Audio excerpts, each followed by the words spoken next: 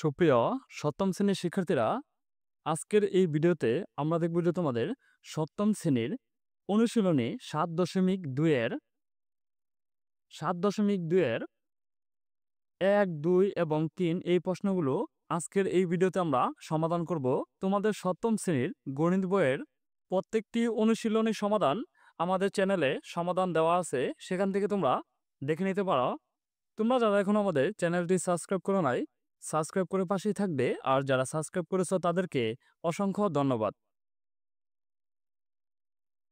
প্রথমে আমরা দেখব তোমাদের সপ্তম শ্রেণীর গণিত বইয়ের অনুশীলনী ৭.২ এর ১ নং প্রশ্নের সমাধান। ১ নং এ বলা হয়েছে যে কোন সংখ্যার দ্বিগুণের সাথে ৫ যোগ করলে যোগফল ২৫ হবে।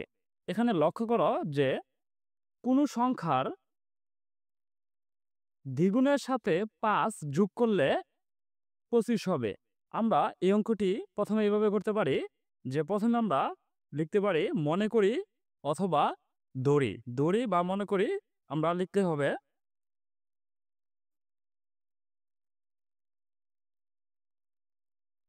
মনে করি যে সংখ্যাটি হচ্ছে, এখানে যেহেতু আমাদের যে মনে করি আমরা সংখ্যাটি ধরে নিব এক্স ওয়াই জেড, যে কোনো সংখ্যা আমরা এখানে ধরে নিব। সংখ্যাটি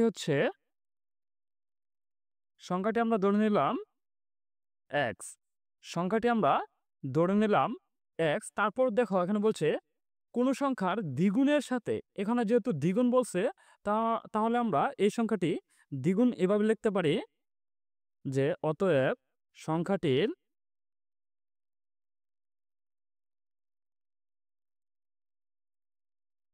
সংখ্যাটির দ্বিগুণ হচ্ছে 2x। এখানে দ্বিগুণ বলা হয়েছে, এই জন্য আমরা 2x দিছি। যদি এর 4 গুণ বলা হতো তাহলে আমরা 4x দিয়ে দিতাম। তারপর দেখো আমরা লিখবো এখানে প্রশ্ন মতে, তারপর 5 যোগ করলে যোগফল 25 হবে। তারপর আমরা লিখবো প্রশ্ন মতে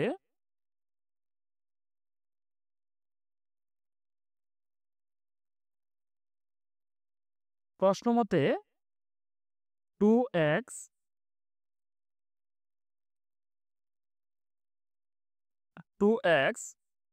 প্লাস এই 5 2x 5, তারপর হচ্ছে এই 25 যোগফল হবে কত 25।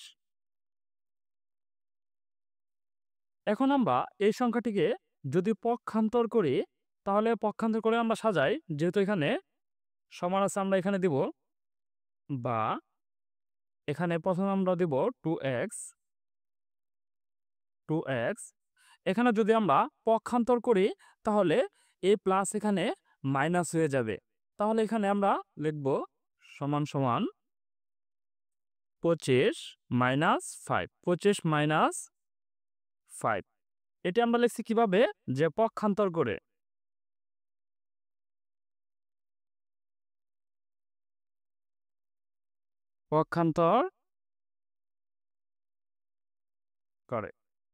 তারপর আমরা 25 থেকে আমরা যদি বিয়োগ করি 2x, 25 থেকে বিয়োগ করলে হবে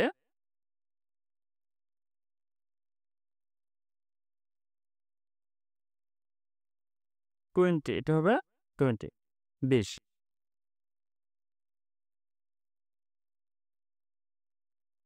তারপর যদি আমরা এই x এভাবে ভাগাকার করে, যেহেতু এখানে দ্বিগুণের সাথে 5 যোগ করলে তাহলে আমরা লিখব x, এই 2 হবে নিচে এবং 20 হবে উপরে, 2 কাটা দেয় তাহলে হবে কত 10। তাহলে হবে 10। অতএব x সমান সমান উত্তরটি হবে আমাদের 10। আমরা যেহেতু তোমাদের কোন সংখ্যার দ্বিগুণের সাথে 5 যোগ করলে যোগফল 25 হবে, তাহলে আমরা এটি যে নির্ণয়ের সংখ্যাটি লিখবো, আমরা লিখবো এখানে যে নির্ণয়ের সংখ্যাটি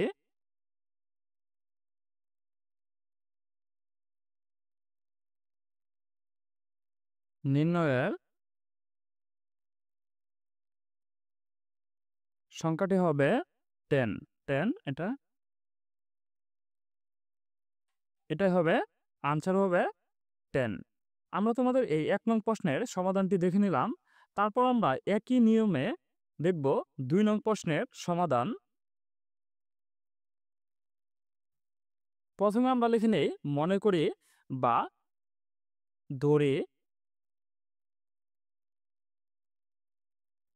সংখ্যাটি দেখো যে 2 নং বলা হয়েছিল যে কোনো সংখ্যা থেকে 27 বিয়োগ করলে বিয়োগফল -21 হবে। কোন সংখ্যা থেকে 27 বিয়োগ করলে বিয়োগফল -21 হবে। এখন আমরা লিখে নেই সংখ্যাটি হচ্ছে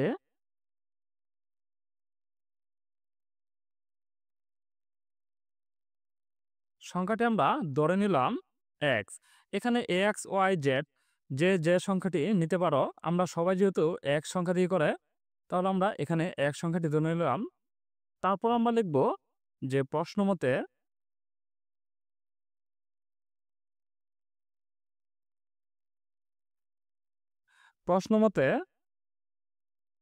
x, এই x আমরা সংখ্যাটি ধরে নিয়েছিলাম।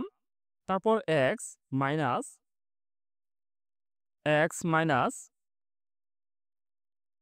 27 ইকুয়াল 21। এখানে যেহেতু বিয়োগফল করলে 27 থেকে বিয়োগফল করলে বিয়োগফল 21 হবে, তাহলে আমরা এই সংখ্যাটি ধরে নিলাম 21। তারপর আমরা লিখব বা এখানে যেহেতু সমান সমান আছে আমরা আগে নিয়ে আসলাম, টি আমরা আগে লিখব। তারপর আমরা লিখব এই সংখ্যাটি 27 বা 21 যে কোনো সংখ্যা তুমি আগে বা পরে লিখতে পারো, এটি লিখলে সমস্যা নেই। তারপর আমরা লিখব 27 মাইনাস 21। এটি আমরা পক্ষান্তর করে পেলাম যে এটি আমরা পক্ষান্তর করে লিখলাম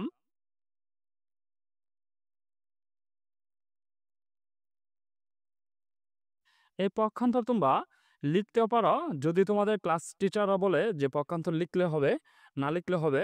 এটি লিখলে হয়তো যে ভালো যে তুমি অঙ্কটা বুঝে করেছ, এই জন্য এটি লিখে ফেলাটাই উত্তম। তারপর আমরা লিখব যে x 21 থেকে 27 থেকে যদি 21 বিয়োগ করা হয় তাহলে থাকবে হচ্ছে 6 তাহলে আমাদের নির্ণয়ের উত্তরটি হবে অতএব x = 6। নির্ণয়ের সংখ্যাটি হবে আমাদের 6, উত্তরটি হবে 6। অতএব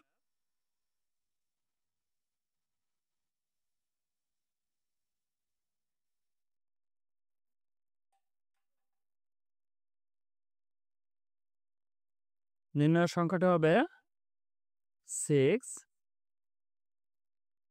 আনসার। এটাই হচ্ছে আমাদের 2 নং প্রশ্নের উত্তর। তারপর আমরা এই একই নিয়মেই আমরা 3 নং প্রশ্নের উত্তরটি দেখে নেব। 3 নং দেখো যে কোনো সংখ্যার 1/3 4 এর সমান হবে। 1/3 4 এর সমান হবে। চলো আমরা এই 3 নং প্রশ্নটিও সমাধান করি। 3 নং প্রথমে আমরা মনে করি বা ধরে লিখে নিতে পারো। তারপর আমরা একটি সংখ্যা লিখে নেব, যেহেতু এখানে সংখ্যা দেওয়া নাই তাহলে আমরা সংখ্যা লিখে নেব।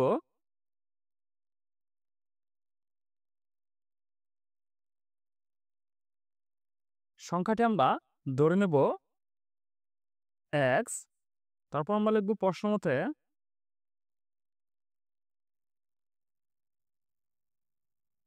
প্রশ্নমতে x। এখানে আমরা এই x ধরে নিয়েছিলাম x। তারপর আমরা লিখে নিতে পারি, আমরা এভাবে লিখতে পারি যে x 1/3 এভাবে লিখতে পারি, অথবা বোঝার স্বার্থে আমরা এখানে গুণ চিহ্ন দিতে পারি 1/3। তারপর হবে কত 4 এর সমান, তাহলে আমরা এখানে লিখব 4।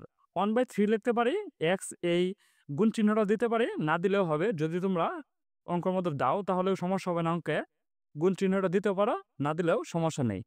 তারপর দেখো আমরা লিখব বা এখানে দেখো যে x আমরা যদি x টি উপরে নেই, x 3 সমান সমান 4। তারপর x ইকুয়াল, এখানে আমরা একটি যে আড়াআড়ি ভাবে গুণ করব। এখানে দেখো যে এটা আমরা আড়াআড়ি ভাবে এভাবে গুণ করব যে x 3 এবং এখানে হচ্ছে 4। এটা মনে মনে এখানে 1 ধরতে হবে, মনে মনে 1 ধরতে হবে। এভাবে x এর সাথে 1 এবং 4 এর সাথে 3 আমরা আড়াআড়ি ভাবে এভাবে গুণ করে নেব। তাহলে এভাবে আড়াআড়ি ভাবে গুণ করলে হয় আমাদের 3 গুণন 4। এটা হচ্ছে তোমরা এখানে লিখে দিতে পারো যে r গুণ করে r গুণ, এভাবে লিখে দিতে পারো। তারপর আমরা এটি আড়াআড়ি ভাবে গুণ করে পাই হচ্ছে 3 4 12। অতএব 1 সমান সমান 1 2 12 আমরা এটি পাই। তাহলে আমরা উত্তরটি লিখব যে নির্ণয়ের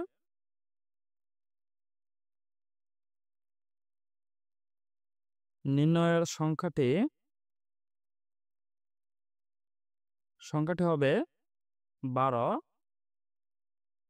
আনসার। এটি হবে আমাদের 3 নং প্রশ্নের উত্তর হচ্ছে এটি। ধন্যবাদ শিক্ষার্থীরা। তোমাদের ক্লাসটি কেমন লেগেছে অবশ্যই কমেন্ট করে জানাবে। আর পরবর্তী ভিডিও সবার আগে পেতে চ্যানেলটি সাবস্ক্রাইব করতে ভুলবে না। আর যারা সাবস্ক্রাইব করেছে তাদেরকে অসংখ্য ধন্যবাদ। তোমাদের সপ্তম শ্রেণীর প্রত্যেকটি অনুশীলন সমাধান আমাদের চ্যানেলে দেওয়া আছে, সেখান থেকে তোমরা দেখে নিতে পারো। আর পরবর্তীতে কোন অনুশীলনের সমাধানটি চাও কমেন্ট করে জানাবে।